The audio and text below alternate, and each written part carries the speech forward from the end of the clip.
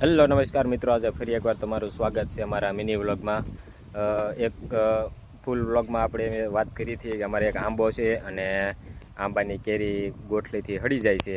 તો આજે હું તમને એ કેરી બતાવું અને કેરી જોઈને તમે તમારો ખુદનો અભિપ્રાય આપજો અને જણાવજો.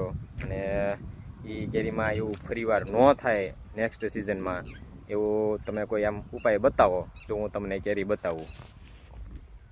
જો આ એ કેરી છે, બરાબર.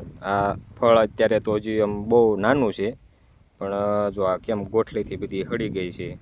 આની જેમ બધી કેરી ટોટલ, આ તો થોડીક આમ પાકી ગઈ છે. કાચી કેરી હોય ને, કાચી કેરીને તમે કાપો ને તો એ બધી ગોઠલીથી હળી ગયેલી જ હોય છે. અને આંબો તે તમે જુઓ, આંબો બહુ મોટો છે પણ આમાં ઉત્પાદન હાવ એટલે હાવ નહિવત આવે છે. આખા આંબામાં લગભગ 10 કે 15 કેરી હોય તો હોય, દર વર્ષે આવી રીતે જ હોય છે. અને જે કેરી આવે એ આ કેરીની જેમ ગોઠલીથી બધી હળી જાય છે. તો તમારી પાસે આનો કાંઈ ઉપાય હોય તો જરૂરથી જણાવજો. અને પાંદ પણ બધા જો હાવ કુકડાઈ ગયા છે, તો એના માટે તે કંઈ ઉપાય હોય તો કહેજો.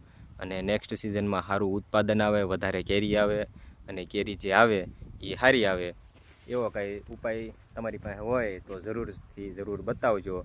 કે એમાં આ ખાતર નાખવાનું કે દવા નાખવાની કે બીજું કાંઈ આડાવડા નુસ્ખા ટુસ્ખા કરવાના જે હોય એ તમે જરૂર જણાવજો.